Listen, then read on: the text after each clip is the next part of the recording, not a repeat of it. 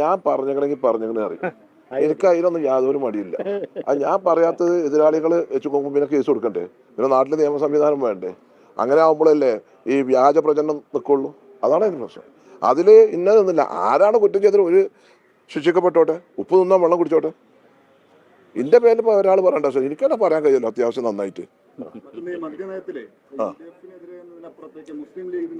അതല്ല, അതൊക്കെ UDF ചർച്ച, അത് പാർട്ടി കാര്യങ്ങളൊക്കെ തീരുമാനിക്കും. UDFിലെ ഘടകകക്ഷി നേതാക്കൾ ഓരോ പാർട്ടിൻ്റെ അഭിപ്രായങ്ങളും കാര്യങ്ങളൊക്കെ പറയുന്നുണ്ട്. വളരെ വ്യക്തമായിട്ട് മുഖ്യമന്ത്രി പറഞ്ഞിട്ടുണ്ട്, ഞങ്ങളും പറഞ്ഞിട്ടുണ്ട്. അത് UDF കൂടി തീരുമാനിക്കും. അതിൽ വേറെ വിഷയങ്ങളൊന്നുമില്ല.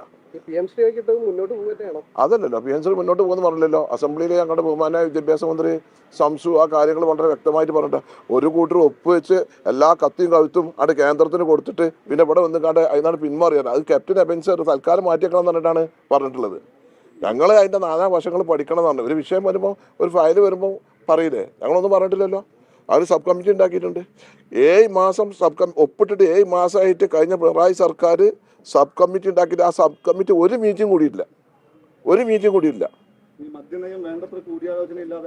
അതൊന്നുമില്ല. ബഡ്ജറ്റ് അത് ഫിനാൻസ് ബില്ലിൽ ടാക്സ് വരുന്ന കാര്യങ്ങളാണ്, അല്ലാതെ വേറെ ഒന്നുമല്ല. അത് നയം എന്താണെന്നുള്ളത് UDF കൂടിയിട്ട് തീരുമാനിക്കുള്ളൂ. അത് വളരെ വ്യക്തമാണ്. അത് ഓരോ പാർട്ടിനോടും അവരുടെ അഭിപ്രായം ചോദിച്ച് UDF കൂടിയിട്ട് ഒരു അഭിപ്രായം അതിന് പറയും. മുസ്ലിം ലീഗിന്റെ പാർട്ടി സംസ്ഥാന കമ്മിറ്റി പാർട്ടി നേതൃത്വം പറയും. അത് ഞങ്ങൾ കമ്മിറ്റി കൂടിയിട്ട് പറയും.